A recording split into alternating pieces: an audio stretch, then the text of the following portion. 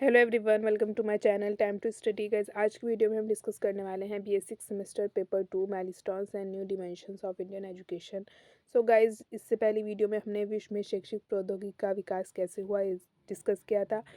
आज के पार्ट में गाइस हम डिस्कस करने वाले हैं भारत में शैक्षिक प्रौद्योगिकी का विकास और विश्वविद्यालयों में शैक्षिक प्रौद्योगिकी का विकास। So guys, let's start the video.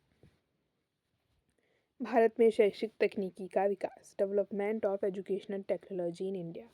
Bharatvarsh में सबसे पहले माध्यमिक शिक्षा आयोग सेकेंडरी एजुकेशनल कमीशन 1952-53 ने अपने द्वारा प्रस्तुत प्रतिवेदन में इस बात की अनुशंसा की है कि अन्य देशों के विद्यालयों के समान हमारे देश की पाठशालाओं में भी चलचित्र, फिल्म पट्टिकाओं, आकाशवाणी, एपीडायस्कोप, प्रक्षेपक यंत्र आदि नवीन विधियों का प्रयोग किया जाना चाहिए। 1963 में अभिकर्मित अनुदेशन प्रोग्राम लर्निंग पर प्रयाग में सेंट्रल पेडागोजिकल इंस्टीट्यूट में एक विचार गोष्ठी का आयोजन किया गया। इस गोष्ठी के आधार पर पंजाब, गुजरात तथा महाराष्ट्र के शिक्षण प्रशिक्षण महाविद्यालयों में भारतीय परिप्रेक्ष्य में अभिकर्मित अनुदेशन की उपयोगिता पर इस प्रकार की कई गोष्ठियां आयोजित की गईं। इन गोष्ठियों के आधार पर कहा गया कि अभिकर्मित अनुदेशन के महत्व को देखते हुए इसका प्रचार करना चाहिए। परिणाम स्वरूप 1965 ईस्वी में Indian association of programme learning की स्थापना की गई। वर्तमान समय में इस संस्था का नाम बदलकर all India association of educational technology कर दिया गया। यह संस्था एक शोध पत्रिका भी निकालती है जिसका नाम media and technology in human resource development है। भारतीय शिक्षा आयोग 1964-66 ने आवश्यक सामग्री पर 3 अनुभाग 9.23 से 9.25 लिखे हैं। आयोग का कहना है कि भारतवर्ष के अधिकांश विद्यालयों में किसी भी प्रकार की आधारभूत शिक्षण सामग्री का प्रयोग नहीं किया जाता। अतः इस आयोग ने अनुशंसा करते हुए कहा कि आकाशवाणी, चलचित्र, ध्वनि लेख यंत्र, टेप रिकॉर्डर आदि का बड़े पैमाने पर प्रयोग किया जाए। आकाशवाणी के पाठों का विद्यालय पाठ्यक्रम में विधिवत एकीकरण एवं समन्वय किया जाना चाहिए।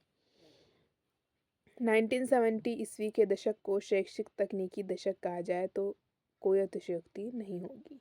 तो इसमें गाइस हमने देख लिया है कि भारत में कैसे कैसे शैक्षिक तकनीक का विकास हुआ। चलिए देखते हैं विश्वविद्यालय स्तर पर कैसे शैक्षिक तकनीक का विकास हुआ।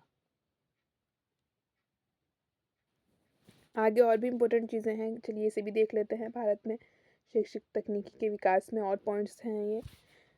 शैक्षिक तकनीक के विकास में भारतवर्ष में राष्ट्रीय शैक्षिक अनुसंधान एवं प्रशिक्षण परिषद NCERT ने विशेष योगदान किया है। इस संस्था ने विकर्मित अनुदेशन प्रोग्राम लर्निंग की परिधि में अधिक से अधिक व्यक्तियों को प्रशिक्षित करने के उद्देश्य से कई पाठ्यक्रमों का आयोजन किया तथा विभिन्न स्थानों पर विचार गोष्ठियों एवं कार्यशालाओं को सफलतापूर्वक चलाया। NCERT की फुल फॉर्म है गाइस, राष्ट्रीय शैक्षिक अनुसंधान एवं प्रशिक्षण परिषद। आप देख लीजिएगा, MCQ में पूछा जा सकता है। इसी संस्था ने भाषा शिक्षण की दृष्टि से विकर्मित अध्ययन के प्रयोग पर 1970 ईस्वी में 100 घंटों की एक स्व अनुदेशनात्मक पाठ्यपुस्तक तैयार की। 1972 ईस्वी में यह परियोजना भारतीय केंद्रीय भाषा संस्थान मैसूर को सौंप दी गई। 1973 ईस्वी में इस संस्था ने शैक्षिक तकनीकी केंद्र centre for educational technology CET की स्थापना की। यह संस्था विभिन्न प्रकार के प्रशिक्षण कार्यक्रम, अनुदेशन सामग्री के विकास, जनसमूह माध्यमों के विभिन्न पक्षों पर अनुसंधान करती है। केंद्रीय स्तर पर केंद्रीय शैक्षिक तकनीकी संस्थान central institute of educational technology SIET कार्यरत है। यह समस्त देश के लिए तकनीकी का स्रोत है। इसके द्वारा आकाशवाणी और दूरदर्शन पर विद्यार्थियों के लिए भिन्न भिन्न विषयों पर पाठ प्रसारित किए जाते हैं। यह संस्थान औद्योगिक या तकनीकी संबंधी नई नई सूचनाएं भी उपलब्ध कराता है और अध्यापकों के प्रशिक्षण की व्यवस्था करता है। नेक्स्ट पॉइंट हो गया हमारा, विभिन्न राज्यों तथा केंद्र शासित प्रदेशों में शैक्षिक तकनीकी प्रकोष्ठों, educational technology cells, ET cells और ETC की भी स्थापना की गई। यह प्रकोष्ठ अपने अपने राज्यों और प्रदेशों में शैक्षिक तकनीकी के विकास, अनुसंधान और प्रशिक्षण कार्य में लगे हुए हैं। राज्य स्तर पर यह शैक्षिक तकनीक का स्रोत है। 1986 ईस्वी तक 21 राज्यों तथा केंद्र शासित प्रदेशों में ये प्रकोष्ठ ET सेल स्थापित हो चुके हैं। केंद्रीय शैक्षिक तकनीकी संस्थान CIET को राष्ट्रीय शैक्षिक अनुसंधान एवं प्रशिक्षण परिषद NCERT में स्थापित किया गया। केंद्रीय प्रशासन द्वारा इसको 100% अनुदान दिया जाता है। यह प्रकोष्ठ राज्यों को आवश्यक निर्देशन तथा नेतृत्व प्रदान करते हैं। ये विश्वविद्यालय अनुदान आयोग, यूनिवर्सिटी ग्रांट कमीशन यूजीसी के साथ मिलकर विभिन्न केंद्रों के मध्य सहयोग स्थापित करते हैं। इसके अतिरिक्त राज्य शैक्षिक तकनीकी संस्थान, state institutes of educational technology SIET की स्थापना भी आंध्र प्रदेश, बिहार, उत्तर प्रदेश, गुजरात, महाराष्ट्र और उड़ीसा इन 6 राज्यों में की गई, परंतु इनके स्वतंत्र रूप से कार्य करने के संबंध में मतभेद था। 1990 ईस्वी तक केवल उड़ीसा में ही इसका स्वतंत्र अस्तित्व था। अब महाराष्ट्र और गुजरात में भी इनके स्वतंत्र अस्तित्व को मान्यता दे दी गई है। तो ये हमारा सारा था कि भारत में शैक्षिक तकनीक का विकास कैसे कैसे हुआ। तो बहुत सारा काम हुआ, बहुत सारी संस्थाएं खोली गई, उसके बाद जाकर शैक्षिक तकनीकी का विकास हो पाया है भारत में। तो बहुत अच्छे से आई होप तो आपको समझ आ गया होगा। आपको सभी संस्थाओं की अच्छे से फुल फॉर्म लर्न करनी है, हिंदी में भी इंग्लिश में भी, क्योंकि MCQ टाइप में कहीं से भी क्वेश्चन आ सकता है। तो चलिए देखते हैं विश्वविद्यालय स्तर पर शैक्षिक तकनीक का विकास कैसे हुआ। विश्वविद्यालय और शैक्षिक तकनीकी का विकास। Development of educational technology and universities. सबसे पहले बड़ौदा विश्वविद्यालय ने 1966 ईस्वी में शैक्षिक तकनीकी तथा अभिकर्मित अनुदेशन प्रोग्राम लर्निंग के पृथक पाठ्यक्रम प्रारंभ किए। तत्पश्चात मेरठ, बनारस, पंजाब, हिमाचल, अलीगढ़ आदि कई विश्वविद्यालयों के शिक्षा विभागों ने इस प्रकार के पाठ्यक्रम प्रारंभ किए। सेकंड पॉइंट है हमारा, इंदौर विश्वविद्यालय में 1973 ईस्वी में सूक्ष्म शिक्षण माइक्रो टीचिंग के संबंध में अनुसंधान कार्य किया।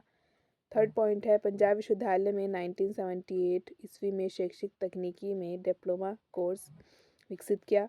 फोर्थ पॉइंट है, विश्वविद्यालय अनुदान आयोग UGC द्वारा अनुदान प्राप्त केंद्र कोमल उपागम सॉफ्टवेयर निर्माण के लिए कई विश्वविद्यालयों में खोले गए हैं। नेक्स्ट है फिफ्थ पॉइंट हमारा, दूरदर्शन पर देशव्यापी कक्षा शिक्षण कार्यक्रमों के लिए audio visual research centre AVRC तथा education media research centre EMRC कोमल उपागम सॉफ्टवेयर तैयार करते हैं। इन्हें UGC द्वारा अनुदान प्राप्त होता है। ये केंद्र विभिन्न विषयों पर 15 से 20-25 मिनट तक के कार्यक्रम तैयार करते हैं, जो दूरदर्शन पर सप्ताह में, आई थिंक यहाँ पे दूरदर्शन होगा, जो दूरदर्शन पर सप्ताह में 5 दिन प्रसारित होते हैं। विश्वविद्यालयों के अतिरिक्त टेक्निकल टीचर इंस्टीट्यूट्स भी शैक्षिक तकनीकी से संबंधित कार्यक्रम तैयार करने में लगे हुए हैं।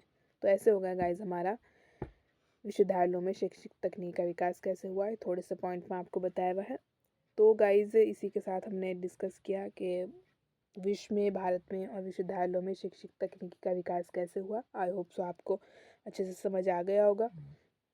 इससे पहली वीडियो में गाइज हमने कवर किया था कि विश्व में कैसे हुआ विकास शैक्षिक तकनीक का, और आज की वीडियो में हमने भारत में और विश्वविद्यालय स्तर पर शैक्षिक तकनीक का विकास कैसे हुआ ये कवर कर लिया है। तो आई होप सो गाइज आपको आज की वीडियो हमारी हेल्पफुल लगी होगी। अगर आपको चैनल की सभी अपडेट्स टाइम मिले, आप चाहते हैं तो आप चैनल को सब्सक्राइब कर सकते हैं, और आप सभी वीडियो को लाइक ज़रूर कीजिए गाइज, क्योंकि आपका एक लाइक हमारे लिए बहुत इम्पोर्टेंट होता है। और प्यारा सा कमेंट ज़रूर कीजिए कि आपको मेरा पढ़ाया हुआ कैसा समझ आ रहा है या नहीं, आपको किस टाइप की वीडियोस चाहिए, आप कमेंट में बता सकते हैं।